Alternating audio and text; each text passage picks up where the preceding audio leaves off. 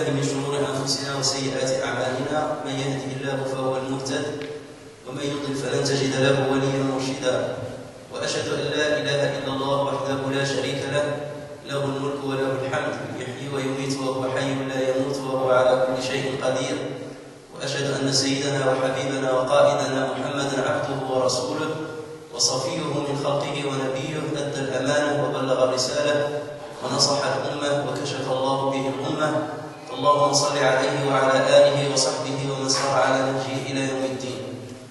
أما بعد, chers frères et sœurs, aujourd'hui nous allons débuter une nouvelle série qui fait suite un petit peu à certains sujets que nous avions traités l'année dernière notamment, à savoir l'histoire de la jurisprudence islamique. Et comme on était autrefois dans un registre plutôt théorique, on va passer un petit peu à la pratique. En ce sens qu'on va essayer de traiter certains sujets jurisprudentiels et dans lesquels on va voir l'avis des différentes écoles, des différents savants et essayer de voir les arguments des uns et des autres pour comprendre comment nos savants, nos prédécesseurs traitaient justement les questions relatives à la jurisprudence et comment ils divergeaient et pour quelque part acquérir un certain respect à leur égard, puisque nous allons découvrir tous que ce sont des gens qui se basent forcément sur une source tangible, sur des argumentations qui sont logiques et qui sont probantes, et à partir de là, on leur doit justement respect et leur avis doit être respectable. Et donc aujourd'hui, j'ai choisi comme sujet pour traiter justement de traiter un sujet qui a un rapport étroit avec notre pratique quotidienne, à savoir la jurisprudence relative à l'adhan et à l'iqama, l'adhan wa al-iqama, que nous allons traduire de temps en temps par l'appel à la prière, donc l'adhan, l'appel à la prière, et l'iqama, comme on va le traduire par l'annonce du début de la prière, ou l'annonce de l'imminence du début de la prière. Alors, nous allons essayer de traiter une dizaine de points dans ce sujet. Aujourd'hui, on va se contenter de quelques points seulement. Le premier point, c'est la définition de l'adhan. Ce que c'est l'adhan, on va traiter donc notamment maintenant le premier chapitre concernant l'adhan. Et on verra plus tard tout ce qui est relatif à l'iqama, puisque beaucoup de décrets et il y a énormément de similitudes entre les deux sujets. Donc le premier point, c'est de définir ce qu'est l'iqama. Le deuxième point, c'est de parler de l'adhan dans les sources scripturaires, de voir ce que le Coran et ce que la sunna du prophète sallallahu alayhi wa sallam disent sur l'adhan. Et là, on va essayer de traiter dans ce chapitre-là, ou dans ce paragraphe-là, nous allons essayer de traiter trois questions. La première de ces questions, c'est comment comment l'adhan a été institué dans la communauté musulmane. Le deuxième point, c'est quels sont les mérites de l'adhan. Et le troisième point, la troisième question, c'est qui est-ce qui est plus méritoire? Est-ce l'adhan ou bien le fait de diriger la prière, l'imama? Qui est-ce qui est plus méritoire, l'adhan ou l'imama? Et de voir l'avis des différents savants sur ce sujet-là. Et ensuite, on va essayer de traiter le statut de l'adhan, quel est le décret ou les décrets relatifs à l'adhan. Est-ce obligatoire? Est-ce une sunna mu'akkada? Est-ce une simple sunna? Est-ce qu'il est makruh dans certains cas? Et nous allons essayer de détailler donc toutes les éventualités.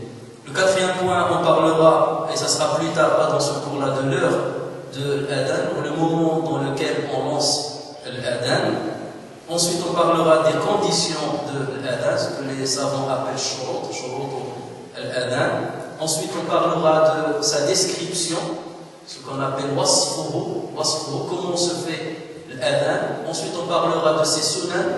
Et ensuite, on parlera de ces makruhat, qui sont les choses réprimées qui peuvent être attachées à l'adhan. Et ensuite, on parlera de ce qu'il faut faire lorsqu'on entend quelqu'un lancer l'adhan. Et que faut-il faire lorsqu'on termine l'adhan? Que fait le mu'adhin lorsqu'il termine l'adhan? Donc vous voyez qu'il y a plusieurs points qui vont être traités dans ce sujet. Et on va commencer là par le premier point, à savoir la définition de l'adhan. Et comme à l'habitude, à chaque fois qu'on veut définir un mot qui est connu dans la religion, on se réfère déjà à son sens linguistique. Toujours, ça c'est une tradition chez les savants, c'est qu'on essaie de comprendre son sens linguistique et ensuite on revient à cette définition au niveau de la législation islamique. Pourquoi on revient au sens linguistique? Parce que tous les termes qui ont été utilisés par l'islam sont des termes qui ont une source et une racine dans la littérature arabe.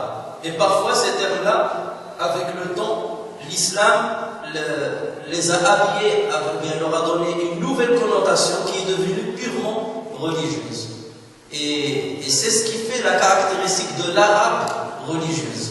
L'arabe religieuse a fait de sorte qu'elle a transformé certains mots qui étaient connus chez les arabes autrefois, et ces mots-là ont acquis une nouvelle connotation qui parfois diffère un petit peu de celle qui était avant l'avènement de l'islam, mais qui a toujours un rapport linguistique avec les habitudes linguistiques des arabes.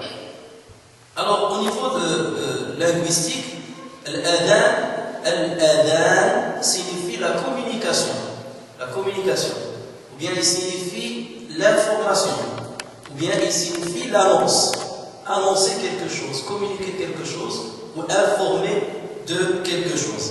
La preuve, on la trouve dans le Coran, lorsqu'Allah tabaraka wa ta'ala a dit وَأَذَانٌ مِنَ اللَّهِ وَرَسُولِهِ dans sourate At-Tawbah, وَأَذَانٌ مِنَ اللَّهِ وَرَسُولِهِ إِلَى النَّاسِ يَوْمَ الْحَجِّ الْأَكْبَرِ أَنَّ اللَّهَ بَرِيءٌ مِنَ الْمُشْرِكِينَ وَرَسُولُهُ.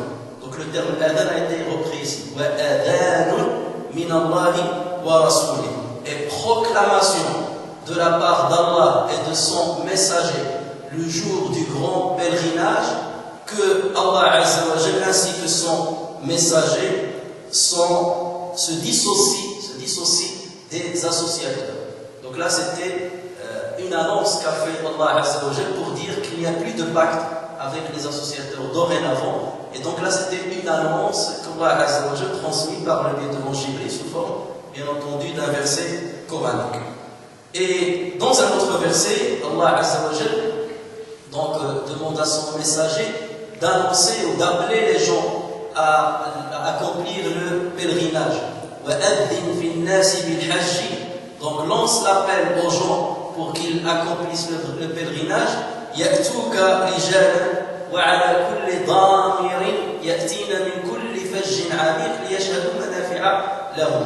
Donc proclame et annonce et lance un appel aux gens pour qu'ils viennent accomplir le pèlerinage, et tu les verras venir de tous les côtés sur plusieurs montures, venir accomplir le pèlerinage pour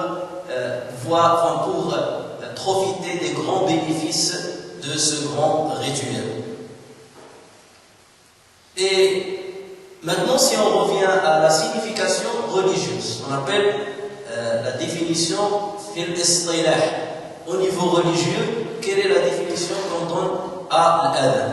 Donc, bien entendu, il faut que les définitions qu'on choisit soient généralisantes, bien entendu. En même temps, il ne faut pas qu'elles omettent de parler d'un petit détail. Donc, il faut qu'elles comblent tous les détails qui puissent exister, combler toutes les brèches qui puissent exister.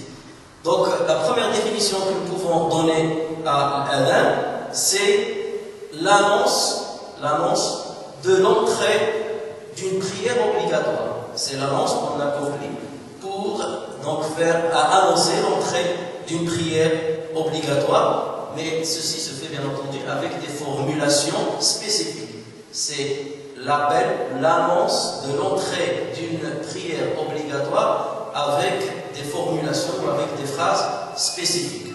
La deuxième définition qui ressemble à celle-ci, c'est que l'adhan, c'est des paroles, mais ce sont des paroles spécifiques indiquant l'entrée des heures de la prière obligatoire. Ce sont des paroles spécifiques indiquant l'entrée des prières obligatoires. Donc, directement à partir de cette définition, vous voyez que le adhan ne s'accomplit pas pour les prières surérogatoires. Lorsqu'on dit pour annoncer l'entrée des prières obligatoires, donc il ne s'accomplit que pour les prières obligatoires et non pour les prières surérogatoires, comme on va le voir tout à l'heure. Alors, là, on a parlé de la définition de l'adhan. Ensuite, on va passer au deuxième point, c'est le adhan, comment le adhan a été cité dans les textes scripturaires, comment il a été cité dans le Coran, ou comment il a été cité dans la sunna du prophète sallallahu alayhi wa sallam. Alors il faut savoir que le Coran a parlé de l'adhan, la sunna du prophète a parlé de l'adhan, le consensus des savants et de toute la communauté a montré que l'adhan est quelque chose qui est légiféré dans la communauté musulmane. Ainsi, Allah Azza wa Jal, en parlant des hypocrites et en parlant des gens des livres qui se moquent des musulmans, Allah Azza wa Jal dit وَإِذَا نَادَيْتُمْ إِلَى الصَّلَاةِ, lorsque vous faites appel à la prière. Donc le munada, ici dans ce verset-là, c'est l'adhan. وَإِذَا نَادَيْتُمْ إِلَى الصَّلَاةِ اتَّخَذُوهَا هُزُوًا وَلَعِبًا ذَلِكَ بِأَنَّهُمْ قَوْمٌ لَا يَعْقِلُونَ. Lorsque vous faites appel à la salat, ils la prennent en raillerie et jeu, c'est qu'ils sont des gens qui ne raisonnent pas. Allah Azza wa Jal aussi on montre qu'il y a le adhan, notamment pour la prière du vendredi, dans les versets qu'on a cités au début de ce cours. Ya ayyuhalladhina amanu idha nudiya lis-salati min yawmil jumu'ati fas'aw ila dhikrillahi wa dharul bay'. Ô vous les croyants, lorsqu'on fait appel à la prière le jour du Jumu'ah, et là ça fait référence à la prière de Jumu'ah, la prière de Dhuhr au moment de Jumu'ah, enfin la prière de Jumu'ah au moment de Dhuhr, lorsqu'on fait l'appel à la prière le jour du Jumu'ah, alors accourez pour mentionner Dieu, ou bien accourez à l'évocation de Dieu et laissez le négoce, laissez la vente. Ceci est mieux pour vous si vous saviez. Donc là, c'est à partir de ces deux versets, on voit bien que le adhan a été mentionné dans le Coran. Cette fois-ci, le terme qui a été utilisé, c'est le munadat. Et c'est exactement la même chose. Dans la sunna du prophète sallallahu alayhi wa sallam, on rapporta qu'un compagnon qui s'appelle Malik ibn al-Huwayrith est venu d'une tribu lointaine avec un groupe des siens, un groupe de gens de sa tribu, et ils sont venus se convertir à l'islam auprès du prophète sallallahu alayhi wa sallam, et ils sont restés une vingtaine de jours avec le prophète sallallahu alayhi wa sallam. Et le prophète leur a appris tous les rituels de la prière en détail pendant cette vingtaine de jours. Et au moment où ils voulaient revenir chez eux, donc le prophète sallallahu alayhi wa sallam leur a prodigué plusieurs conseils. Et parmi ces conseils, le prophète sallallahu alayhi wa sallam leur a dit إِذَا حَضَرَتِ الصَّلَاةُ فَلْيُؤَذِّنْ أَحَدُكُمْ وَلْيَؤُمَّكُمْ أَكْبَرُكُمْ. إِذَا حَضَرَتِ الصَّلَاةُ, lorsque la prière arrive, lorsque l'heure de la prière entre, que l'un de vous fasse l'appel à la prière et que le plus âgé d'entre vous dirige dans la prière. Vous allez forcément penser à d'autres hadiths où le prophète, notamment celui dans lequel le prophète sallallahu alayhi wa sallam dit que celui qui connaît le plus du Coran vous dirige dans la prière. Mais ce hadith-là, les savants disent pourquoi le prophète sallallahu alayhi wa sallam a parlé de l'âge et il n'a pas parlé des connaissances. C'est parce que ces gens-là sont venus donc naïfs, donc ils ne connaissaient rien de l'islam, ils ont entendu parler de l'islam, les principes généraux de l'islam, ils sont venus se convertir auprès du prophète sallallahu alayhi wa sallam, ils ont commencé à apprendre les détails de l'islam au même moment et tous ensemble. Donc au niveau de leurs connaissances, que ce soit les connaissances juridiques ou que ce soit les connaissances coraniques, ceux qui ont mémorisé le Coran, ils sont au même niveau. Ils sont au même niveau. Et voilà pourquoi le prophète sallallahu alayhi wa sallam a spécifié ici l'âge. Il a dit que celui qui est le plus âgé d'entre vous dirige la prière. Ça veut dire quoi? Ça veut dire que le prophète sallallahu alayhi wa sallam savait très bien qu'ils avaient le même niveau juridique, la même connaissance, puisqu'ils ont appris du prophète sallallahu alayhi wa sallam en même temps. Et donc à partir de là, il a conseillé à ce que le plus âgé d'entre eux dirige la prière. Donc ceci ne se contredit pas avec notre hadith où le prophète sallallahu alayhi wa sallam parle c'est-à-dire de laisser la place à celui qui a le plus du Coran. Et même d'autres savants disent avoir plus de Coran, ça veut dire avoir plus de science. Et c'est pour cela que les Malikites, par exemple, disent que celui qui est plus à même de diriger la prière n'est pas forcément qui connaît le plus de Coran, mais c'est celui qui a le plus de fiqh. Pourquoi disent-ils? Parce qu'ils disent qu'à l'époque des compagnons, ces derniers connaissaient très bien l'arabe et ils maîtrisaient l'arabe. Donc à partir de là, lorsqu'ils apprenaient le Coran, ils comprenaient le sens du Coran. Et à partir de là, celui qui mémorisait le maximum de versets coraniques c'est celui qui a le plus de savoir. Mais il est venu un temps, comme celui d'aujourd'hui, où on peut trouver des personnes qui mémorisent tout le Coran, mais ce n'est pas forcément qu'ils ont le savoir, ou qui ne maîtrisent pas la jurisprudence, notamment celle relative à la prière. Et c'est là où d'autres savants sont allés encore plus loin en disant celui qui est plus à même de diriger la prière, hormis bien entendu l'imam officiel. Lorsque vous avez un imam officiel dans une mosquée, c'est l'imam officiel, quel que soit son niveau. Mais bien entendu, il y a un certain niveau de monde. Mais ces savants-là ont dit que celui qui maîtrise le plus la jurisprudence relative à la prière dirige la prière. Que celui qui connaît le plus de jurisprudence relative à la prière dirige la prière, de façon à ce que s'il se trompe ou s'il y a un empêchement pendant la prière, il coupe ses ablutions sont coupées, ou s'il s'arrête, il se rappelle qu'il n'avait pas accompli ses ablutions, autre chose, il saura comment corriger la prière, il saura comment faire pour terminer la prière. Alors que s'il ne maîtrise pas, s'il se trompe par exemple, s'il ne maîtrise pas la jurisprudence relative à la prière, il risque de se tromper et de rendre la prière invalide. Donc je ferme la parenthèse sur ce point. Et dans un hadith rapporté par Ahmed sur Abi Darda, ce dernier dit: j'ai entendu le prophète sallallahu alayhi wa sallam dire: ma min thalathatin la yu'adhdhinuna wa la tuqamu fihim as-salatu illa istahwadha alayhim ash-shaytan. Ma min thalathatin, à chaque fois qu'il y a trois personnes qui n'accomplissent pas l'adhan et qui n'accomplissent pas la prière en groupe, Shaitan les domine, Satan les domine. Dès que vous voyez trois personnes, autrement dit, imaginez que vous êtes dans une contrée ou dans un quartier, ou bien un pays ou une ville, ou dans un voyage, trois personnes, et qui n'accomplissent pas l'adhan, et qui n'accomplissent pas la prière en groupe, ils finiront par être dominés par Shaitan.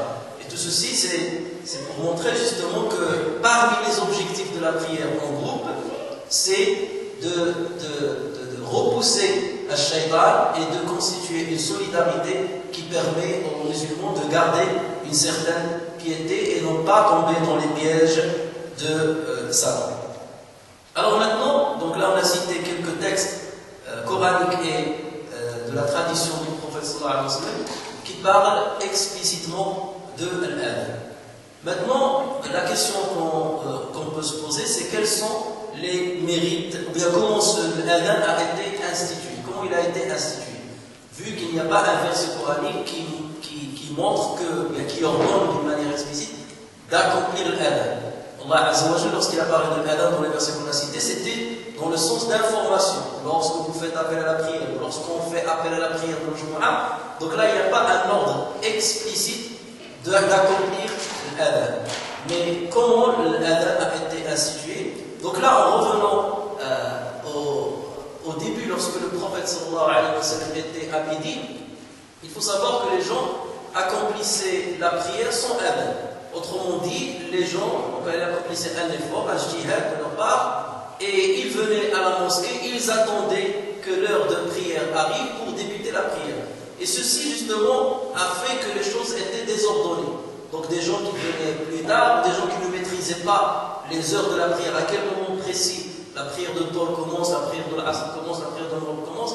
Donc ceci faisait que certains musulmans, soit ils arrivaient en retard, soit ils arrivaient très tôt. Et donc à partir de là, les musulmans, les sahaba ont commencé à discuter entre eux pour dire il faut qu'on trouve une solution pour appeler les gens à la prière. Ainsi certains ont proposé qu'on utilise une cloche, comme les chrétiens, d'utiliser une cloche qui annoncerait le début du temps de prière. Et là, selon les récits, il y a certains récits qui disent que le prophète sallallahu alayhi wa sallam n'a pas aimé, d'autres récits disent que ce sont d'autres compagnons qui leur ont dit non, c'est une tradition qui est purement chrétienne, donc on n'a pas à la faire. Certains ont proposé d'utiliser une corde pour appeler à la prière. D'autres compagnons, dans d'autres versions, on dit que c'est le prophète sallallahu alayhi wa sallam, leur a dit c'est une tradition des juifs. Donc on n'a pas à l'utiliser, nous devons avoir quelque chose qui nous est purement spécifique. D'autres personnes ont demandé à ce qu'on allume un feu pour annoncer l'entrée du début de la prière. Et le prophète sallallahu alayhi wa sallam leur a dit ce sont les mages qui utilisent cette tradition. Certains ont proposé d'utiliser des tambourins. Et les prophètes ou d'autres compagnons leur ont dit que c'est une tradition des Byzantins. Donc on n'a pas à l'utiliser. Et donc à partir de là, c'est là où on trouve qu'il y a deux versions. Une version dit que le prophète a fini justement par dire. Donc deux versions, le prophète a fini par leur dire: maintenant qu'on n'a pas trouvé d'autre solution, nous allons être résolus à utiliser la cloche. Donc on va, à partir de demain, on va commencer à utiliser la cloche. Dans une autre version, on dit que Omar ibn Khattab radiallahu anhu lui a dit: mais on n'a pas à l'utiliser, on n'a qu'à demander à ce que l'un de nous appelle à la prière. Et là, le prophète sallallahu alayhi wa sallam ordonna à Bilal de commencer à appeler à la prière. Donc ça, c'est la version qui a été rapportée par le Bukhari. Dans une autre version, un compagnon du nom de Abdullah ibn Zayd radiallahu anhu, donc nous rapporte un long hadith qui a été rapporté par Abu Daoud. C'est un hadith qui est très célèbre, rapporté par Abu Daoud, par l'imam Ahmed, par Ibn Majah, par Tirmidhi. Donc Abdullah ibn Zayd radiallahu anhu raconta en disant: quand le messager d'Allah ordonna l'usage d'une cloche pour réunir les gens en vue de l'accomplissement de la prière en groupe, un homme m'a paru dans le rêve. Et dans une autre version, il parle d'un ange m'a paru dans le rêve. On va rester sur cette version-là. Un homme m'a paru dans le rêve portant deux vêtements verts et portant dans sa main une cloche. Et donc je lui ai posé la question: est-ce que cette cloche est à vendre? Cette cloche est-elle à vendre? Et il m'a répondu: pourquoi veux-tu l'acheter? Qu'est-ce que tu vas en faire? Je lui ai dit: nous allons l'utiliser, nous les musulmans, nous allons l'utiliser afin d'annoncer l'entrée du temps de prière. Et cet homme, ou bien cet ange, de lui dire: veux-tu que je t'apprenne une méthode meilleure que celle-ci? Et tout ça, c'est dans le rêve. Veux-tu que je t'apprenne quelque chose de meilleur que ceci? Je lui ai dit: bien si, bien sûr. Alors il m'a dit: tu dis Allahu Akbar, Allahu Akbar, Allahu Akbar, Allahu Akbar. Donc le hadith là, dans cette version-là, il parle de 4 fois. On va revenir sur ces 4 fois. Donc Allahu Akbar, Allahu Akbar, Allahu Akbar, Allahu Akbar. Ashhadu an la ilaha illallah, ashhadu an la ilaha illallah, ashhadu anna Muhammadan Rasulullah, ashhadu anna Muhammadan Rasulullah. Hayya ala as-salah, hayya ala as-salah, hayya ala al-falah, hayya ala al-falah. Allahu Akbar, Allahu Akbar, la ilaha illallah. Donc il lui a montré, lui a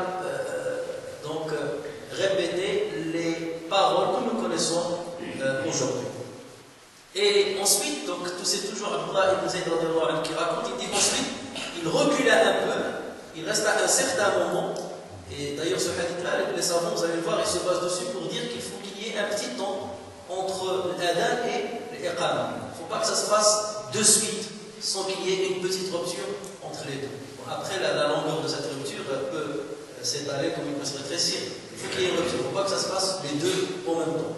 Donc, Abdullah ibn Zayd a dit, il reculait un peu avant d'ajouter, pour annoncer l'imminence de l'accomplissement de la prière, pour annoncer l'iqama, ce qu'on appelle l'iqama, pour annoncer l'imminence de l'accomplissement de la prière, tu dis Allahu Akbar, Allahu Akbar, Ashhadu an la ilaha illallah, Ashhadu anna Muhammadan Rasulullah, Hayya ala as-salah, Hayya ala al-falah, Qad qamat as-salat, Qad qamat as-salat, Allahu Akbar, Allahu Akbar, la ilaha illallah. Donc dans cette version, Qad qamat as-salat a été répété 2 fois. Il y a d'autres versions, on verra ça plus tard, où Qad qamat as-salat n'a été répétée qu'une seule fois. Et donc, Abdullah ibn Zayd dit: à mon réveil, j'allais en informer le messager sallallahu alayhi wa sallam qui dit: ce rêve exprime la vérité. Innahu lal-haq. Ce rêve exprime la vérité s'il plaît à Allah. Inch'Allah.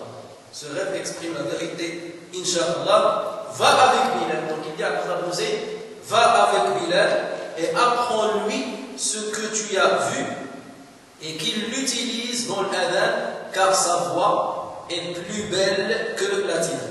فَإِنَّهُ أَنْدَى صَوْتًا مِنْكَ. فَإِنَّهُ أَنْدَى صَوْتًا مِنْكَ. Il a une voix qui est plus belle que la tienne.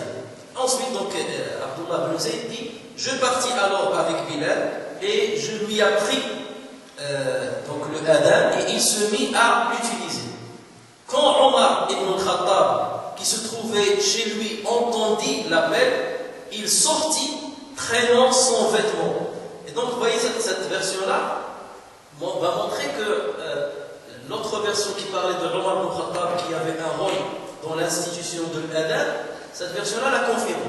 Donc il dit, lorsque Omar ibn al-Khattab, qui était à ce moment-là chez lui, donc il n'était pas présent lorsque Abdullah ibn Zayd a appris au prophète ce qu'il a vu dans le rêve, donc il sortit en traînant ses vêtements et en disant, au nom de celui qui vous a envoyé, donc il est venu voir le prophète, au nom de celui qui vous a envoyé ce message est porteur de vérité au messager d'Allah.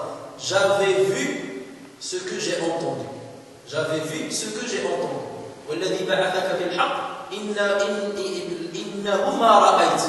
Donc autrement dit, Omar ibn Khattab a fait aussi ce rêve-là.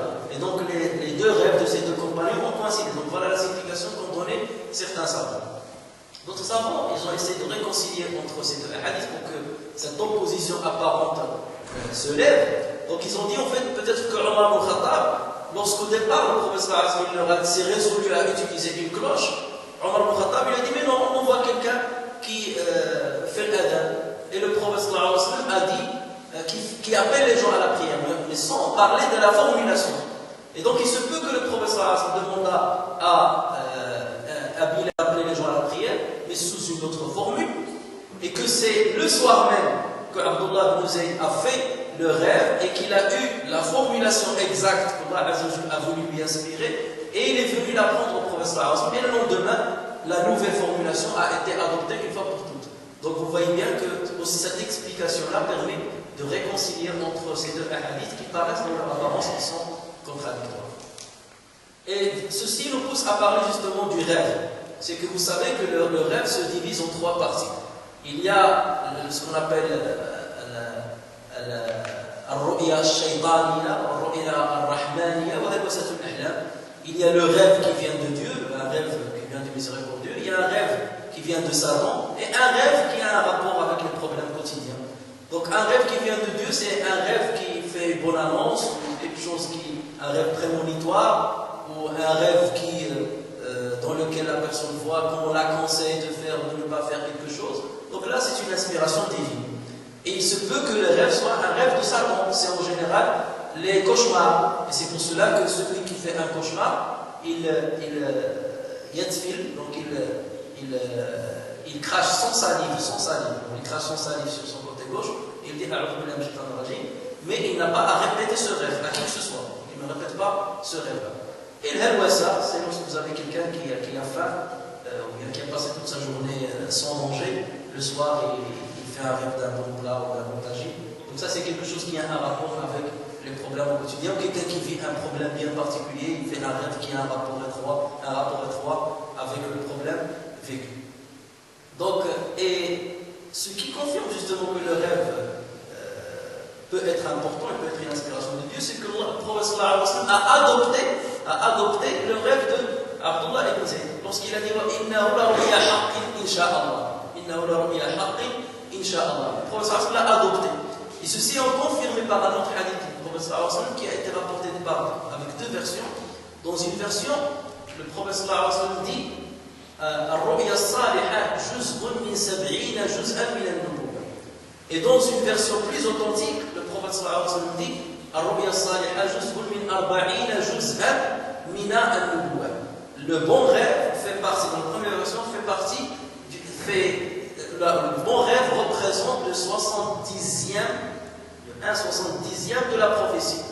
Et dans une autre version plus valide, plus authentique, le prophète dit le bon rêve fait partie représente le 1/46e de la prophétie. Représente le 1/46e de la prophétie. Et la deuxième version, comme j'ai dit, est plus valide, est plus authentique, et elle correspond à la réalité des choses. Pourquoi? Parce que il a été rapporté par Aïcha que le prophète avant de devenir messager, avant de recevoir le messager, il a passé 6 mois durant à faire des rêves prémonitoires. des rêves tout ce qu'il voyait dans ses rêves se réalisait. Kafalaq as-subh, on disait, celle qui rapporte ce hadith. Kafalaq as-subh, donc ce qu'il voyait se réalisait exactement comme il l'a vu pendant son rêve.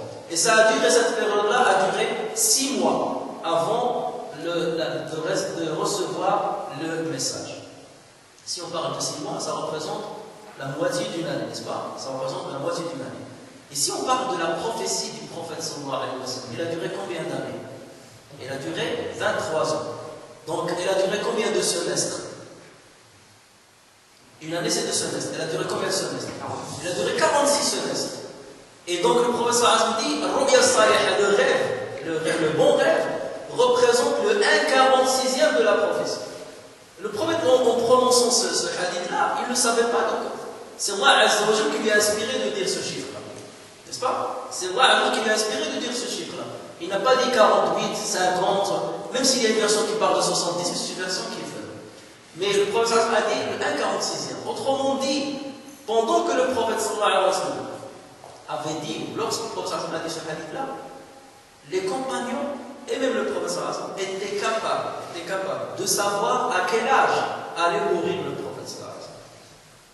Parce qu'ils savaient tous que sa prophétie a commencé lorsqu'il avait quel âge? 40 ans. Ils savaient que sa prophétie a commencé lorsqu'il avait 40 ans. Lorsque le prophète sallallahu alayhi wa sallam leur a dit, le bon rêve représente le 1/46e de la prophétie. Et lui, il a fait ses bons rêves prémonitoires pendant 6 mois. Ça veut dire que sa prophétie va durer 46 semestres, soit 23 années.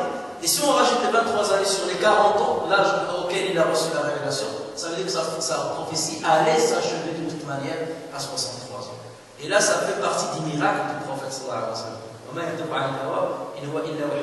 Ce n'est qu'une inspiration qu'Allah Azza wa Jalla lui a dit. Ce chiffre-là donc avait un sens lorsque le prophète sallallahu alayhi wa sallam l'a prononcé. Alors maintenant, on va passer à une autre question. Quels sont les mérites de l'adhan? Quels sont les mérites de l'adhan? Il faut savoir que là, lorsqu'on parle du mérite de l'adhan, c'est qu'on parle du mérite de celui qui accomplit l'adhan, ce qu'on appelle al-mu'adhin. Al-mu'adhin. Généralement, vous trouverez sur le site internet des livres qu'on écrit avec mu'azzin, avec un Z. Ça, ce sont notamment les Égyptiens qui, il la prononce Zai. Or, normalement, c'est mu'adhin. Si on veut bien l'écrire, il faut l'écrire avec un DH. Si on veut l'écrire en translittéral, c'est avec un DH. Al-mu'adhin. Avec un appui sur Zal.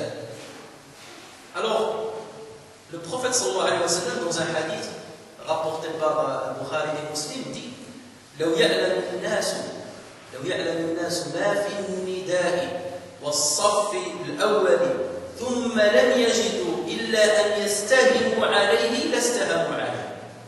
Si les gens savaient le mérite d'accomplir l'adhan et d'être dans la première rangée, dans la prière, et qu'ils n'avaient de choix pour en bénéficier que de faire un tirage au sort, ils auraient fait un tirage au sort. Autrement dit, si Dieu nous dévoile quels sont les hasanats qu'on gagne lorsqu'on accomplit l'adhan, ou quels sont les hasanats qu'on gagne lorsqu'on est à la première rangée, qu'est-ce qui va arriver? Il y aura une compétition entre les musulmans. Tout le monde va vouloir accomplir l'adhan et tout le monde va vouloir venir à la première rangée. Mais à partir de là, la première rangée ne suffira pas à tout le monde. Et le micro ne suffira pas à tout le monde. Il y a quelqu'un qui va faire l'adhan. Donc s'il y avait de solution pour eux que de faire un tirage au sort, ils auraient fait un tirage au sort. Tellement, cette chose-là, on ne peut pas la délaisser à quelqu'un d'autre. Dans ces choses-là, il n'y a pas ce qu'on appelle ithar. Il n'y a pas d'altruisme. Et c'est pour cela que les savants disent que c'est une erreur. Lorsque quelqu'un, par exemple, se trouve à la deuxième rangée et qu'il y a une place qui manque à la première rangée. D'accord? Qu'est-ce qui arrive souvent, assez souvent, et ça on le voit, des personnes disent à son voisin, la personne dit à son voisin, avance, vas-y, tu peux avancer. Et celui-là n'a rien compris. Parce que plus tu es dans les rangs qui sont devant, les rangées qui sont devant, plus tu as des hasanat. Et lorsque tu dis à ton voisin, vas-y, avance, c'est comme si toi, tu n'as pas besoin de hasanat. Comme si plutôt je te donne la priorité pour avoir hasanat. Mais sur cette question de hasanat, il n'y a pas d'altruisme. Parce que ces hasanat-là, on en aura besoin le jour du jugement. Le jour du jugement, pour ces hasanat-là, on ne reconnaîtra ni nos pères, ni nos mères, ni nos épouses, ni nos enfants.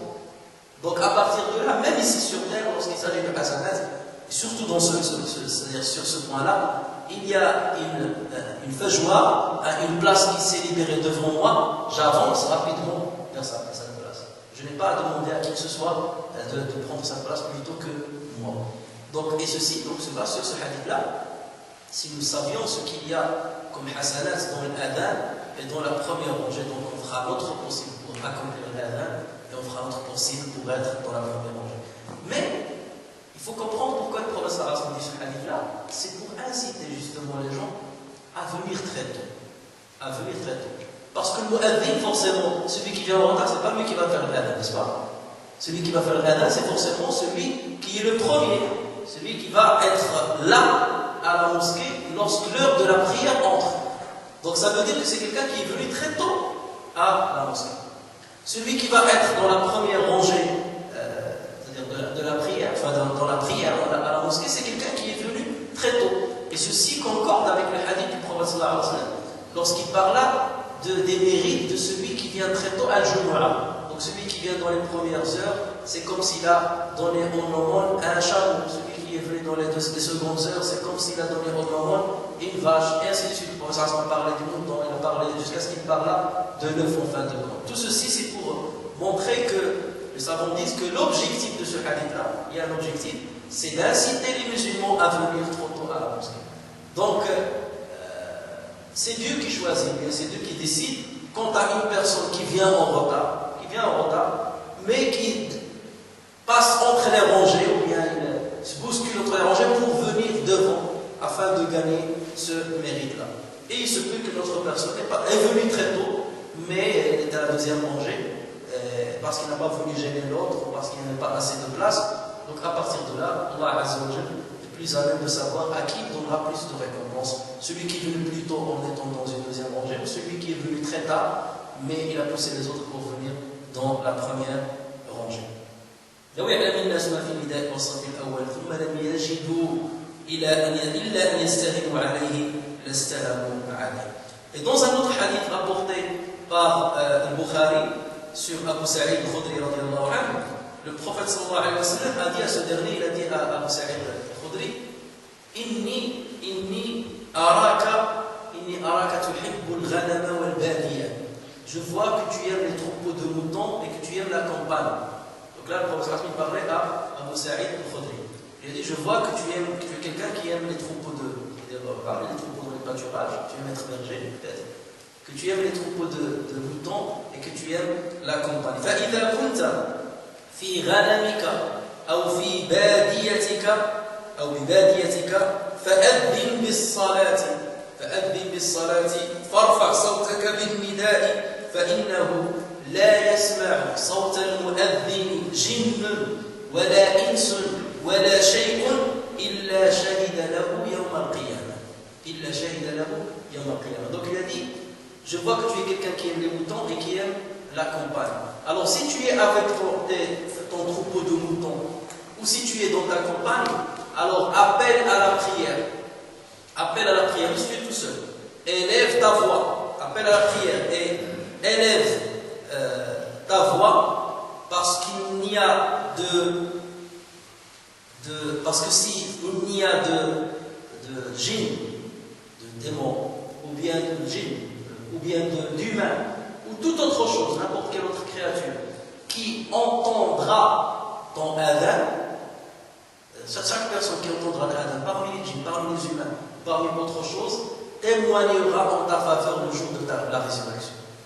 Tous ces gens-là témoigneront en ta faveur le jour de la résurrection. Parce que tu as fait prononcer le kalimat shahada, la ilaha illallah, tu as parlé de la prière, tu as parlé de Muhammad sallallahu alayhi wa sallam, dans la campagne comme ça, à l'air libre et avec haute voix.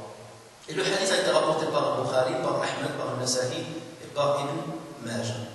Dans un autre, donc vous voyez le mérite justement de l'appel à la prière. Que tous ceux qui t'ont entendu soient des témoins en ta faveur le jour de résurrection. C'est le jour où tu as besoin qu'on témoigne à ta faveur. Donc imagine le mérite que tu vas avoir ce jour-ci. Dans un autre hadith qui a été rapporté par Muslim, Ahmed et Ibn Majah sur Mu'awiyah ibn Abi Sufyan, le prophète sallallahu alayhi wa sallam a dit Al-mu'minuna ou bien inna al-mu'minina, deux personnes, Al-mu'minuna atwalu nasi a'naqan yawm al-qiyamah. المؤذنون أطول الناس أعناقا يوم القيامة. Les mu'adhdhin sont les gens qui auront les coups les plus longs et les plus hauts le jour du jugement. Les mu'adhdhin auront les coups les plus longs le jour du jugement. Alors comment expliquer ce hadith? Les savants ont divergé sur la signification du hadith. Certains ont dit أطول الناس أعناقا lorsque tu es dans un rassemblement. Le jour du jugement, tu es dans un rassemblement. D'habitude, lorsqu'on est dans un rassemblement, un grand rassemblement, les gens sont serrés, et qu'il y a un bien qu'on distribue de l'autre côté, plus loin. Toi, tu es à l'arrière, et il y a quelqu'un qui distribue un bien, quelque chose de l'argent ou de la nourriture. Qu'est-ce qu'ils font les gens? Ils ont un réflexe, c'est quoi? C'est de tendre leur cou pour voir ce bien-là, pour aspirer à avoir ce bien-là. Imaginez quelqu'un qui distribue l'argent, et vous êtes dans une assemblée de 1000 personnes, et vous êtes à l'arrière. Donc forcément, vous allez allonger votre cou pour essayer de voir cette personne-là afin qu'il vous donne un petit peu. Et en général, lorsque vous avez quelqu'un qui distribue et lorsqu'il est dans une foule, une grande foule, à qui il va donner en général? À celui qui est le plus haut, qu'il voit d'une manière très claire. Donc il va voir le plus long, il dit tiens, il a plus quelque part la priorité de tenir ce bien. Donc certains savants ont dit, le jour de résurrection, tout le monde dans le grand rassemblement, le mahshar, les gens aspirent à avoir la miséricorde d'Allah. Mais les gens qui vont bénéficier de cette miséricorde le plus, ce sont les mu'adhdhin. Parce qu'Allah va leur donner des grands coups et ils seront plus apparents. Et donc ils auront plus la priorité de prendre cette miséricorde. Voilà la première signification, la première explication qu'on a donnée à ce hadith. Alors d'autres ont dit Atwalun nasi a'naqan, ça veut dire ce sont ceux qui vont être le plus suivis. Le plus suivis. Exactement comme les prophètes. Le prophète nous a montré que le jour du jugement, il y aura des prophètes, un prophète qui va venir avec un groupe de monde, un groupe de personnes, d'autres prophètes qui vont venir avec une grande communauté, et des prophètes qui viennent avec une ou deux personnes. Et donc, parce que c'était des guides. Et quelque part, le mu'adhdhin est comme un guide. C'est comme si ceux qui priaient derrière ce mu'adhdhin, dans la mosquée où il y avait ce mu'adhdhin, vont tous le suivre. Chaque mu'adhdhin d'une mosquée, il va venir et un groupe de personnes, ceux qui priaient derrière lui, ou ceux à qui il faisait appel à la prière, ceux qui entendaient son appel et répondaient à son appel, vont être derrière lui. Donc ils seront le plus suivis le jour du jugement. Donc voilà la signification de ce hadith. Ce sont les gens qui vont être le plus suivis, hormis bien entendu les prophètes et les messages. Ça c'est une signification qui a été donnée à ce hadith. Une troisième signification qui a été donnée à ce hadith, Atwalun nasi a'naqan, ce sont les maîtres et les chefs des tribus. Un chef de tribu, les Arabes avaient l'habitude de dire, pour les chefs des tribus, Atwaluhum unuqa. Atwaluhum unuqa, ça veut dire c'est leur chef. Ça c'est une formulation chez les Arabes. Atwaluhum unuqa, c'est leur chef. Donc c'est comme si les mu'adhdhin vont être les maîtres des gens le jour de jugement. Là aussi c'est une explication qui a été donnée. Il y a une autre explication qui a été donnée. Al-mu'adhdhinuna atwalun nasi a'naqan yawma al-qiyamah. Certains n'ont pas lu de cette manière ce hadith. Al-mu'adhdhinuna atwalun nasi i'naqan yawma al-qiyamah. Ils n'ont pas a'naqan. Il y a une grande différence entre a'naq et i'naq. Al-a'naq c'est le pluriel de l'unuq. Et l'unuq c'est quoi? C'est le cou. L'i'naq ça veut dire le dépêchement. As-sur'a. La vitesse.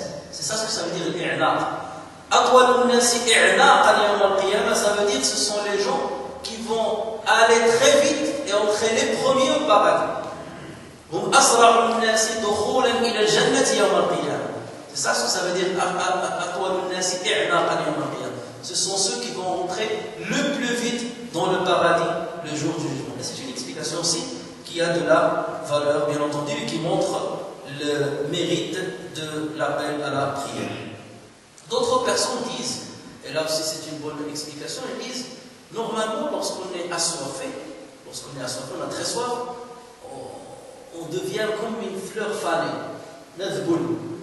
Et quelqu'un qui est très assoiffé, il a ce réflexe-là, il ne tient pas sa tête. Son cou ne tient plus sa tête. Tu as sa tête qui penche. Quelqu'un qui n'en a pas bu pendant 3 jours, 4 jours, qui est dans un désert, tu as son cou qui penche. Or, le jour du jugement, ça montre très bien, le professeur nous a informé que le soleil se rapprochera des gens. Et les gens seront assoiffés. Il y aura la sueur qui tombera d'eux, chacun, et là, le niveau de la sueur va augmenter et va arriver à un niveau qui correspondra au niveau des péchés de tout un chacun. Certains, leur sueur arrivera à leurs genoux, d'autres vont être même immergés dans leur sueur selon les péchés qu'ils ont accomplis. Et les gens auront soif. Et donc, plus ils auront soif, plus leur cou tombe. Mais pendant ce temps-là, eux, ils auront leur cou bien dressé. Ça veut dire quoi bien dressé? Ça veut dire qu'ils n'ont pas soif. Pourquoi ils n'ont pas soif? Parce que Allah Azza wa Jalla va les abreuver. Va les abreuver. Nous savons très bien que le jour du jugement, il y a un bassin qui est le bassin du prophète. Celui qui boit de ce haut-là ne sera pas touché par la chaleur du jour du jugement. Ne sera pas touché par la chaleur du jour du jugement. Allah Azza wa Jalla yasqina min hawd an-nabi sallallahu alayhi wa sallam ba'daha abada. Donc ce hadith-là montre que Allah Azza wa Jalla abreuvera le mu'adhdhinin, il les abreuvera le jour du jugement et ils n'auront pas soif. Ça veut dire qu'ils bénéficieront de la miséricorde et de la clémence d'Allah Azza wa Jalla le jour du jugement. Donc tous ces hadiths-là nous montrent que le mu'adhdhin a énormément de mérite. Il a énormément de mérite. D'où l'importance d'être mu'adhdhin, d'où l'importance de prendre en charge cette responsabilité, d'où l'importance aussi d'apprendre à accomplir l'adhan, et ceci on en parlera une autre fois. Alors maintenant, les savants ont parlé, maintenant que l'on parlait du mu'adhdhin, masha'Allah, le mu'adhdhin, la récompense qu'il a, regardez le hadith, qu'est-ce qu'il dit sur lui, ça a poussé certains savants à dire que l'adhan khayrun mina al-imama. Certains savants pensent que l'adhan est plus méritoire que l'imama, que de diriger la prière. Et d'autres savants leur ont dit, mais non, c'est l'imama qui est meilleur que l'adhan. Il n'y a pas lieu de comparer. Et chacun se base justement sur une preuve.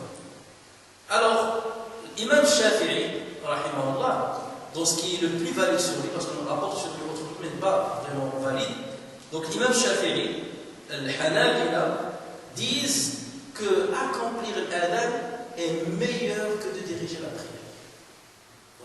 الإمام الشافعي والحنابلة يقولون بأن الأذان تحمل مسؤولية الأذان خير من تحمل مسؤولية الإمامة. Donc là c'est leur avis. Et il se base justement sur un verset dans lequel Allah Azza wa Jalla dit dans Surah Fussilat وَمَنْ أَحْسَنُ قَوْلًا مِمَّنْ دَعَا إِلَى اللَّهِ وَعَمِلَ صَالِحًا وَقَالَ إِنَّنِي مِنَ الْمُسْلِمِينَ.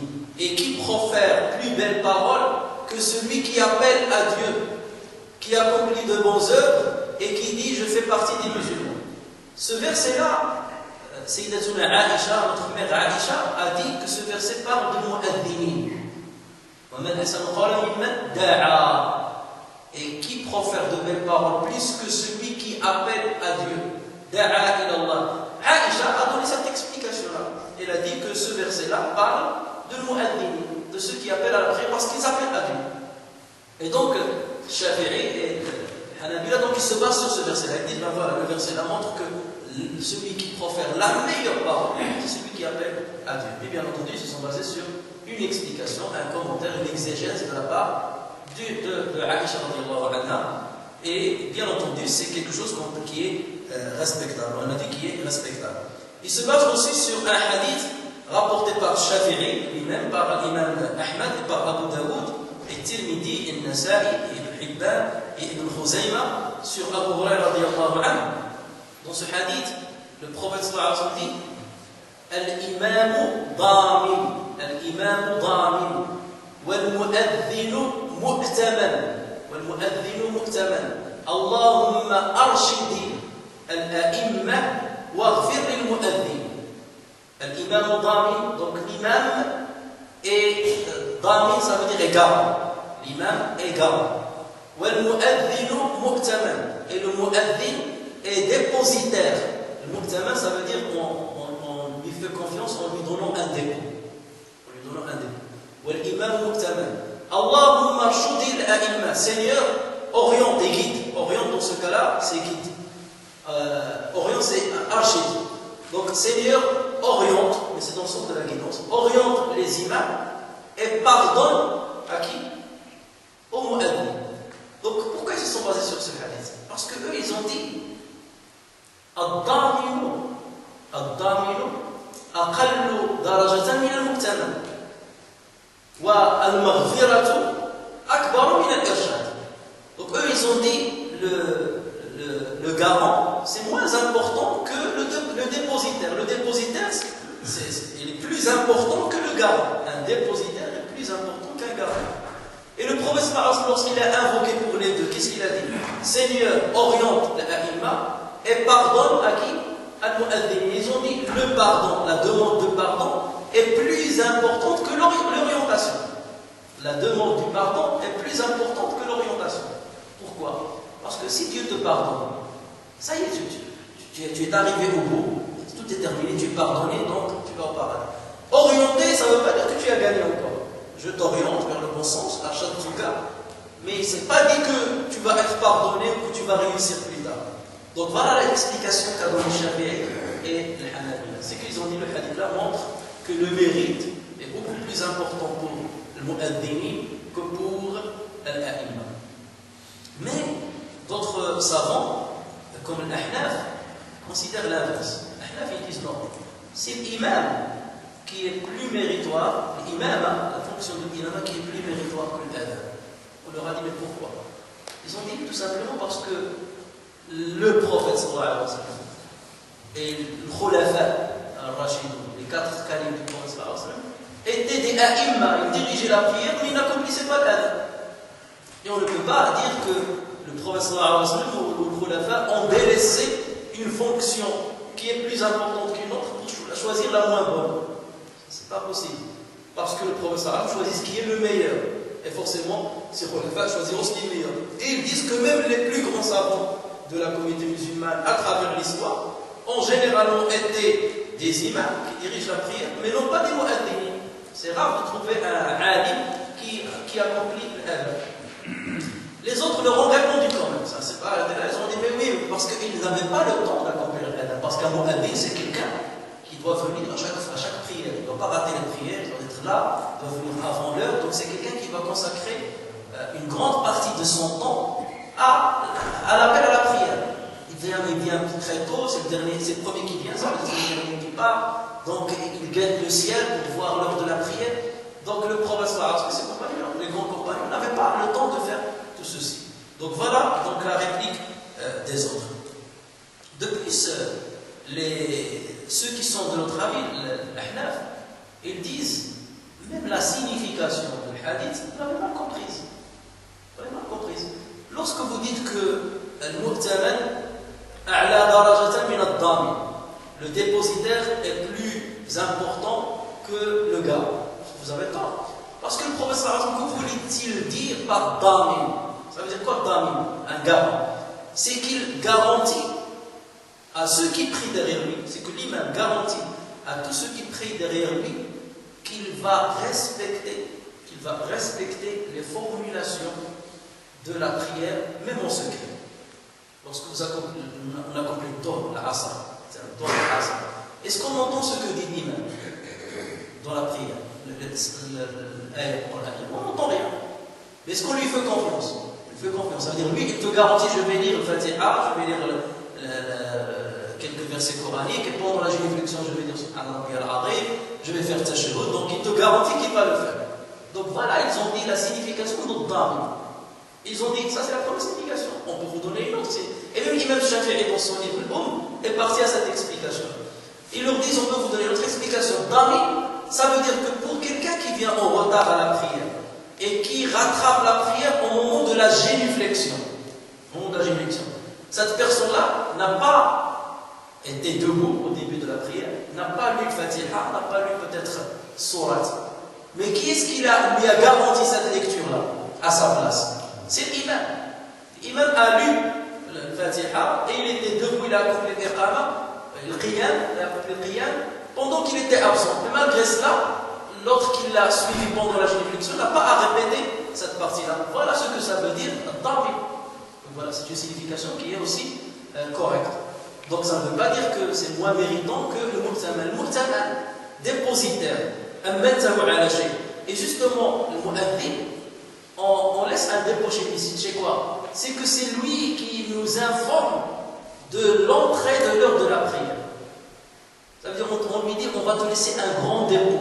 C'est que c'est toi qui vas nous annoncer. Là, bien entendu, on ne parle pas de notre époque où maintenant les calendriers, tout le monde peut avoir accès au calendrier. On parle de notre époque où les gens n'avaient pas de montre, n'avaient pas de moyens faciles pour savoir l'heure de la prière. Donc le mu'adhin accomplissait un rôle très important. Tout le monde lui fait confiance, tout le monde lui dépose ce pacte-là qui est très important. C'est toi qui vas nous annoncer l'heure de la prière. Parce que imaginez qu'il appelle à la prière avant l'heure. C'est quelque chose de grave. La prière, elle est caduque. N'est-ce pas? Donc il a une grande responsabilité, une grande charge sur ses épaules que d'annoncer l'entrée de l'heure de prière. Donc voilà, pour ces savants-là, la signification de mu'taman.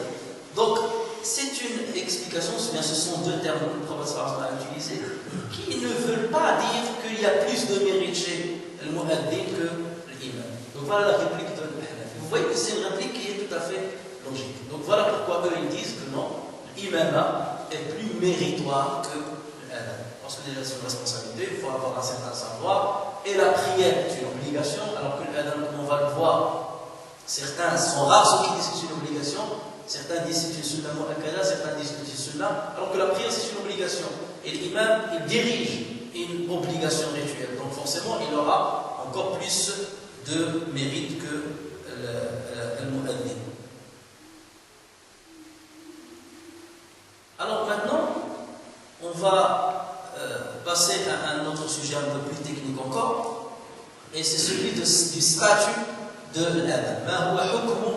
Et c'est là où vous allez voir que c'est très compliqué. Et c'est ça ce que je veux à chaque fois faire passer comme message à mes frères et sœurs. C'est que lorsqu'on parle de la jurisprudence islamique, ce n'est pas quelque chose de cartésien. C'est-à-dire le premier livre que j'ai lu, le premier site internet que j'ai consulté, ou petit livre, quelques feuillets que j'ai vus, et noir ou blanc. Non, c'est plus compliqué que ce que vous puissiez imaginer. Et plus vous vous enfoncez dans la connaissance de fait, plus vous voyez que c'est très compliqué, qu'il est difficile de trancher entre la vie des savants. Celui qui vous dit ça c'est halal, ça c'est haram, c'est comme ça et c'est pas comme ça, là c'est un témoignage qu'il n'a pas beaucoup de savoir et qu'il n'a pas consulté énormément. Il s'est contenté, il répond par rapport à ce qu'il a lu. Il a lu un livre, deux livres dans sa vie, et donc pour lui c'est comme ça. Alors que ce n'est pas du tout cette question-là. Plus on s'élargit dans la connaissance, dans la quête du savoir, dans la lecture de ce qu'ont dit les uns et les autres, plus on voit que c'est compliqué et on arrive difficilement à se positionner d'un côté plutôt que de l'autre. Et on va le voir justement avec cet exemple. Alors, les savants ont divergé sur le statut de l'adhan. Entre ceux qui disent que c'est une obligation et ceux qui disent que c'est une sunna, et ceux qui disent que c'est une sunna mu'akkada. Et pour ceux qui disent que c'est une obligation, il y a certains qui disent que c'est une obligation individuelle, ou fardu ayn, c'est-à-dire chaque individu est obligé de le faire. Et d'autres disent non, c'est une obligation communautaire, fardu kifaya. Lorsqu'on parle de fardu kifaya, ça veut dire quoi? Ça veut dire que c'est une obligation, s'il a été accompli par quelqu'un, c'est pas la peine que les autres le fassent. Ou s'il a été accompli par un groupe, ce n'est pas la peine que les autres la fassent. Ou ce n'est pas grave que les autres la fassent. Pour être plus précis. C'est exactement comme la prière de mortuaire, salat al-janaza. Si un groupe de musulmans l'accomplit, c'est suffisant. Les autres ne sont pas tenus de l'accomplir. Ou si jamais ils ne l'accomplissent pas, ils ne seront pas tenus pour des pécheurs. En revanche, si dans une ville, quelqu'un décède et qu'il n'y a personne parmi les musulmans présents dans cette ville-là qui a accompli la prière mortuaire, alors tous les musulmans de cette ville-là sont considérés comme des pécheurs, tous. Et il suffit qu'il y ait une personne, deux ou trois, qui accomplissent la prière mortuaire pour que les autres ne soient plus considérés comme des pécheurs. Donc c'est ce qu'on appelle justement al-fardu al-kifaya. Fardu al-kifaya. Fardu al-kifaya, c'est ce qu'on traduit communément par une obligation communautaire. Alors, pourquoi les savants ont divergé de cette manière? La raison principale, si on veut voir, à part les hadiths et tout ça, on va voir les hadiths comment chacun les a traités, comment chacun les a déjà considérés et évalués. À part cela, c'est de dire, est-ce que l'adhan est un rituel qui est lié étroitement à la prière? Parce que dans la prière, ce que nous faisons comme rituel dans la prière, on n'a pas à chercher leur explication. Lorsque Dieu nous demande de faire la génuflexion, on fait rokou'a. On n'a pas à expliquer, à comprendre pourquoi rokou'a. Pourquoi on se positionne de cette manière. Pourquoi on se prosterne de cette manière. Pourquoi lorsqu'on veut accomplir le takbir al-ihram, on lève les mains à ce niveau-là, et pas derrière la tête et pas en bas. Pourquoi lever les mains entre les épaules et les oreilles? Pourquoi tous ces détails-là? On n'a pas à rentrer dans ces détails-là. Leur sens n'est pas forcément compris par les musulmans, donc ils n'ont pas à rentrer dedans et à chercher le pourquoi de la chose. En revanche, certains disent que pour l'adhan, on peut comprendre son objectif, sa raison d'être. L'adhan a pour objectif d'appeler des gens à la mosquée ou à un groupe de musulmans afin d'accomplir une prière collective.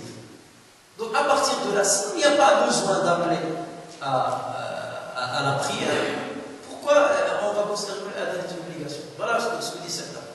Si je suis tout seul, je veux accomplir la prière, je suis chez moi, je suis tout seul, je suis chez moi, tout seul dans la maison, et je veux accomplir la prière, pourquoi je vais faire l'adhan? Personne ne va venir prier avec moi. Je ne vais pas faire l'adhan, il n'y a personne, j'attends personne. Si nous sommes un groupe chez quelqu'un, nous sommes dans une maison de quelqu'un, on a visité quelqu'un, on veut accomplir la prière, on veut accomplir la prière. Pourquoi faire l'adhan? On n'attend pas que d'autres personnes vont venir de l'extérieur toquer chez cette personne-là qui m'a rendu visite pour dire on a entendu l'adhan, on vient prier avec nous. Attendez, c'est privé là. Donc dans ce cas-là, ils disent ça a un objectif, et si ça ne remplit pas l'objectif, il n'a pas lieu d'être. Donc voilà, entre ceux qu'on dirait qui sont entre guillemets littéralistes, qui se conforment étroitement au texte dans son apparence, et ceux qui sont pragmatiques, qui utilisent la raison et voient le pourquoi de la chose, et ils utilisent leur raison pour comprendre les choses. Donc voilà la raison de la divergence. Alors, ceux qui sont allés trop loin, ce sont les Dhahir, qui sont sortis de la majorité. Al-Dhahir, lorsqu'on parle de Al-Dhahir, dont le chef de file était Imam Ibn Hazm, et Imam Ibn Hazm, c'était, je m'avais parlé, c'était un Andalou qui avait un très grand savoir. La dernière fois d'ailleurs, j'avais parlé de lui lorsqu'il a dit Ana ash-shamsu fi muhit al-ma'arif. La dernière fois, j'avais oublié le verbe. Ana ash-shamsu fi muhit al-ma'arif barizatun, walakin 'aybi anna matla'i al-gharb. D'accord, je suis le soleil qui brille dans l'océan de la connaissance, mais mon défaut c'est que je me lève de l'Occident. Mon défaut c'est que je me lève de l'Occident, parce que je suis de l'Andalousie. C'est pour ça que je ne suis pas très connu, je ne suis pas très célèbre. Si j'étais en Irak, ou bien à la Mecque, si j'étais dans une autre ville de l'Orient, là je serais plus célèbre que les plus célèbres savants connus de cette région du monde. Et ça c'est l'histoire justement le montre. Il y avait même une petite animosité entre les savants de l'Occident, de Maghreb. Lorsqu'on parle de Maghreb, c'est tout le Maghreb et l'Andalousie. L'Andalousie aussi est montrée dedans. Il y avait une petite animosité entre les savants là et les savants de Mashhad. Parfois il y avait des petites piqûres, des petits pics entre eux. Lorsque certains leur disaient de Mashhad, ils leur disaient nous sommes comme le pont. Vous connaissez le pont? Taros. Nous sommes comme le pont. Et il leur a dit, vous avez tout à fait raison, sauf que le pont dont vous parlez a sa tête en Orient et sa queue en Occident. Et la meilleure chose pour le pont, c'est sa queue. Donc c'est nous, c'est ceux qui sont en Occident. Donc il y avait des petits pics qui se lançaient entre les uns et les autres, et c'est quelque chose qui demeure jusqu'au jour d'aujourd'hui. Mais Allah a fait de sorte que chacun a son mérite, et que tous les savants, quel que soit l'endroit où ils ont habité, ont rendu des grands services aux musulmans. On ne peut pas sous-estimer la valeur et la qualité des savants du Maghreb lorsqu'on voit les savants de l'Andalousie, du Maroc, de l'Algérie, en Tunisie. Même jusqu'à notre époque-là, on ne peut pas sous-estimer ce qu'ils ont apporté, le savoir qu'ils apportent et le savoir qu'ils possèdent. Alors, donc, Al-Dhahir, eux, ils disent le adhan est une obligation indispensable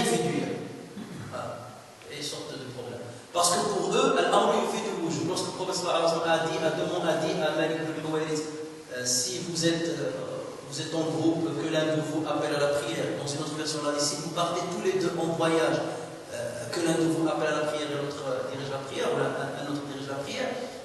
Donc, le prophète a donné un ordre, et pour eux, l'ordre veut dire l'obligation. Donc, à partir de là, donc, je ne vais pas chercher moi, ils ont dit que c'est une obligation individuelle. Toute personne qui va faire la prière doit faire, même toute seule, même si la personne est toute seule, il doit accomplir l'adhan. Et là, bien entendu, on parle des hommes, on ne parle pas des femmes, on va parler des femmes tout à l'heure. Le Hanabila, les Hanbalites, dans leur majorité, parce que là, lorsqu'on dit, je schématise en général, alors je dis Hanabila, ça ne veut pas dire que tous. Vous allez trouver que dans chaque école, il y a des divergences entre les savants de la même école. Et lorsqu'on dit ça, c'est ce qui est le plus célèbre. Lorsque je parle de dire en disant le Hanabila, le Malikiya, c'est ce qui est le plus célèbre, sauf lorsque je dis par exemple Malik, Imam Malik ou Abu Hanifa, là on spécifie que c'est l'homme et non pas forcément son école. Donc le Hanabila, dans leur grande majorité, disent que l'adhan et l'iqama sont une obligation communautaire.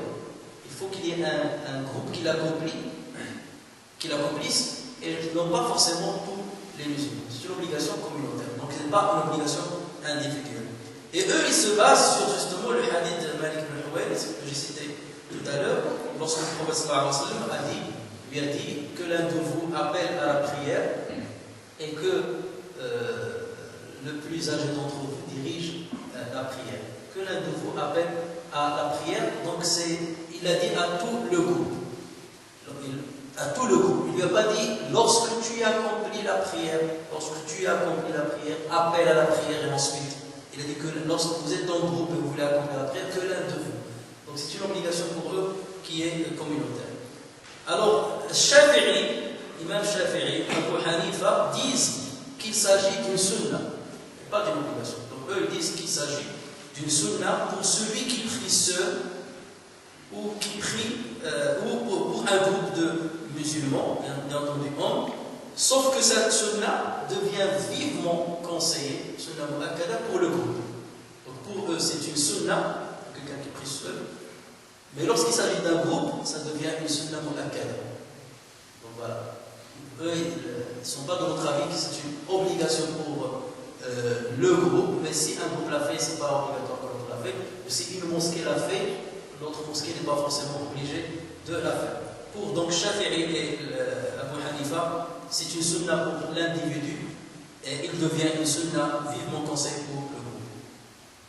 Pour maintenant les Malikis, donc eux ils disent que l'adhan est une sunna vivement conseillée, sunna mu'akkada est une sunna vivement conseillée, et qu'elle est donc pour l'individu et un groupe et le groupe, mais il est presque obligatoire, ou bien même obligatoire pour au moins une mosquée dans une contrée. Pour au moins une mosquée dans une contrée. Mais pour les mosquées, c'est une sunna mu'akkada pour toutes les mosquées. Ils disent même si ces mosquées sont l'une au-dessus de l'autre et l'une attenante à l'autre. C'est une sunna mu'akkada. Mais il faut que dans un bassin, dans une contrée, il y ait une mosquée qui appelle à la prière. Pourquoi? Parce qu'il se base sur un hadith dans lequel on informe que le prophète sallallahu alayhi wa sallam, lorsqu'il voulait attaquer une tribu, donc le jihad, lorsqu'il voulait attaquer une tribu, s'il entendait l'adhan, il n'attaque pas. Dès qu'il entend l'adhan, il n'attaque pas. Et lorsqu'il n'entend pas l'adhan, c'est une preuve que sa tribu-là ne se sont pas convertis à l'islam. Donc là, il se permettait d'attaquer. Donc à partir de là, ces savants-là, ils disent qu'il faut au moins qu'une mosquée annonce l'adhan, de sorte qu'elle montre que dans ce pays-là, il y a des musulmans. Dans cette contrée-là, il y a des musulmans, donc il n'y a pas à les attaquer. Oui, il faut faire plus attention si on veut attaquer.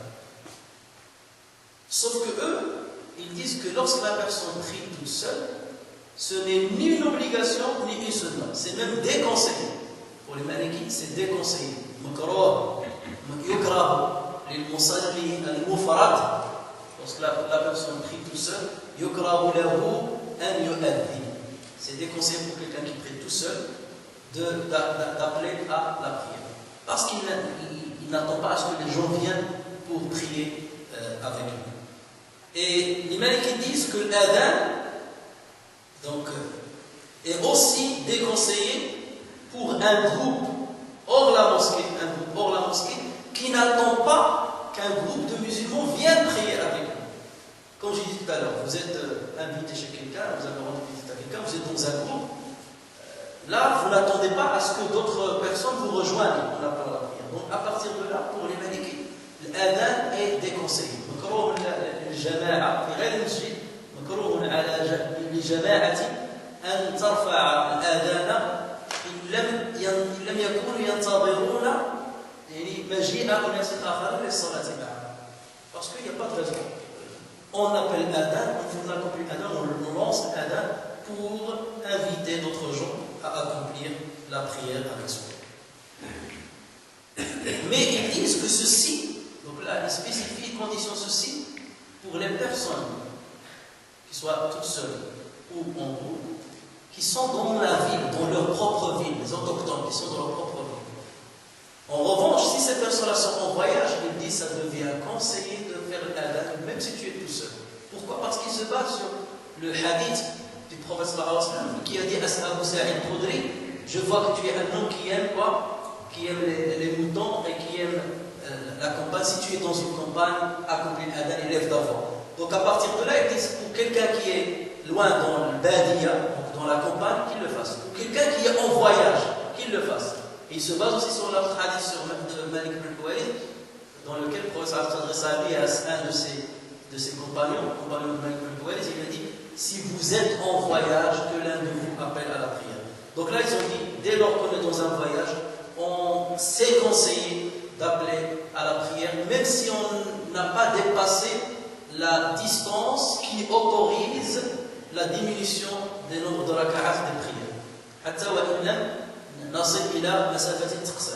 Donc dès qu'on quitte la ville, à partir de là, ça devient conseillé d'accomplir l'adhan. Donc vous voyez, chez les Malikites, ils essaient de prendre en compte tous les hadiths et de respecter tous ces hadiths-là, et de ne pas prendre les uns et rejeter les autres, non, de garder tout, et chaque hadith essaie de lui faire correspondre un décret.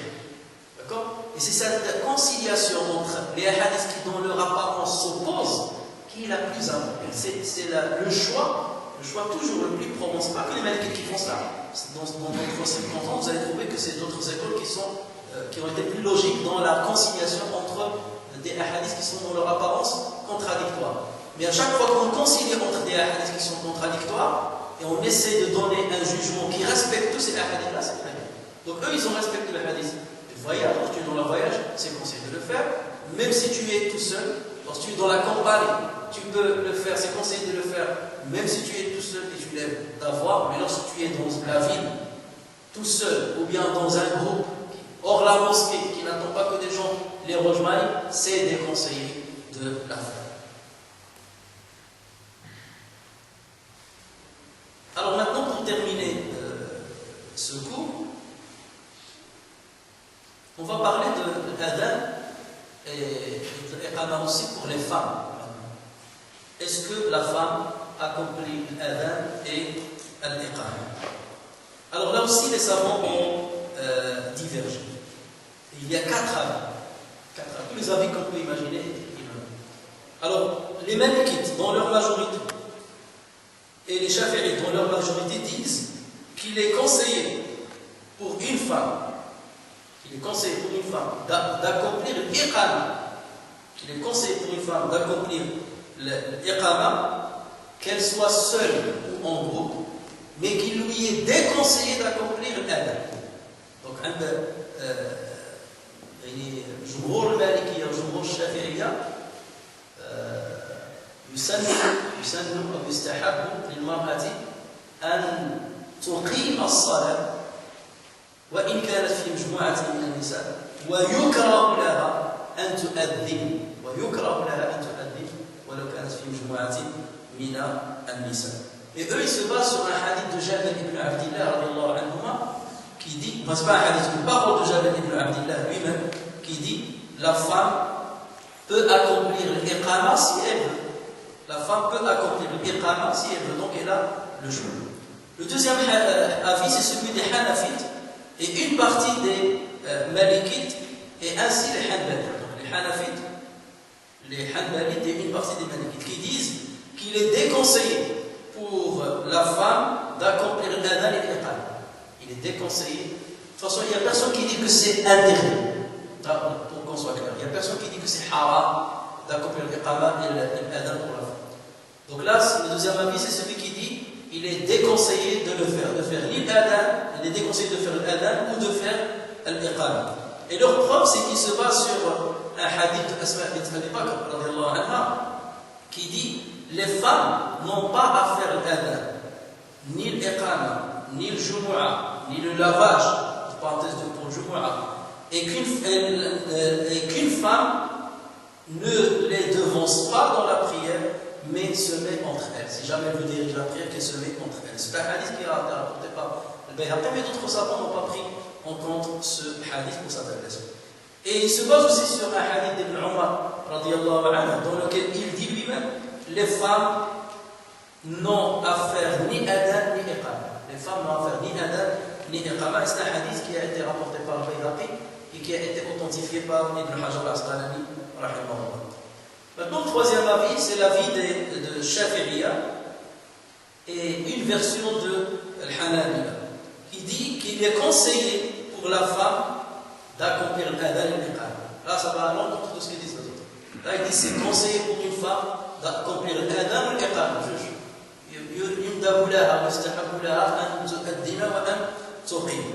Pourquoi? Parce qu'ils ont dit, il se base sur une tradition. On est venu chez Ibn Umar. Rappelez-vous, Ibn Umar, c'est lui qui a dit la femme n'a pas à accomplir l'adhan et l'iqama. On a cité le hadith. Mais une autre version dit qu'on est venu voir Ibn Umar. On lui a dit est-ce vrai que la femme n'a pas à accomplir l'adhan et l'iqama? Et Ibn Umar s'est mis en colère. Il a dit comment oserais-je interdire l'évocation de Dieu? Comment oserais-je interdire l'évocation de Dieu? Je ne peux pas interdire à quelqu'un d'évoquer Dieu, combien même ça serait une femme.